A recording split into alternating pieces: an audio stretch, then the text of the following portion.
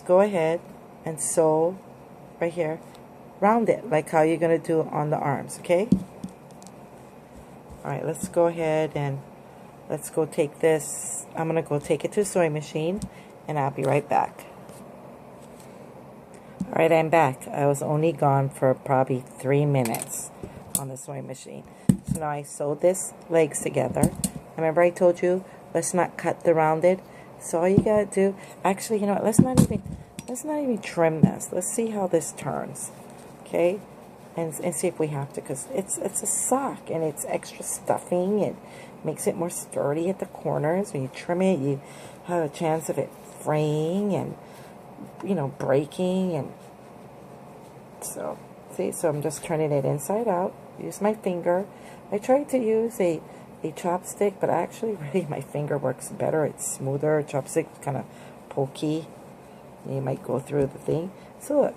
So now I got part of him together. Okay, so that's his body. All right, let's go ahead and stuff his body. Oh, you know what? I'm not gonna stuff his body. I'm gonna show you something else because I did something else on the first one. So now here's his ears. It's squared, but I sewed round. Do you see? I sewed around. Not perfect. Okay.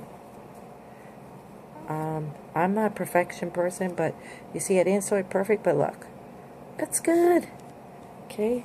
I'm sorry, it's not the ears, it's the arms. Okay, and number 2. So here's the other one. And then here's the head. Okay. Now remember, we did it by the toe.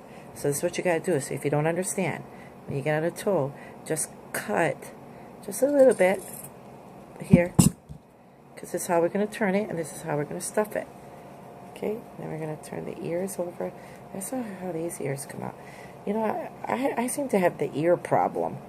You know, my other bears, they look like, my kids say they look like sharks, hammerhead sharks sometimes, and like, oh my gosh. And I tried to go and look for a different pattern, but in fact, I found one online to sew. But anyway, we'll go. I'll show you that later. Okay, here's what I did.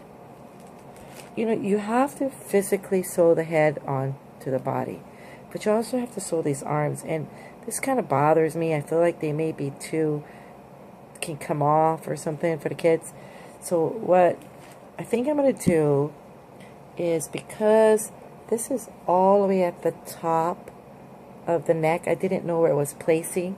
I think I'm just going to go ahead and take my polyfill. I just buy a bag. I go to Walmart, go to Hobby Lobby, Joann's, and we don't have that in Hawaii, but so you're just going to only stuff a little bit. You really don't need a whole ton. Just a tiny bit. That's what I love about this. And you know what? I didn't put a whole lot in them, and they are just amazing. Now, what if I didn't? I gathered it up. Since this is the edge of it's already finished, this seam, so I don't have a funky seam, I may just decide to sew this. Let's try this. Do I sew it to the back? Well, this is kind of rounded though. What do I do?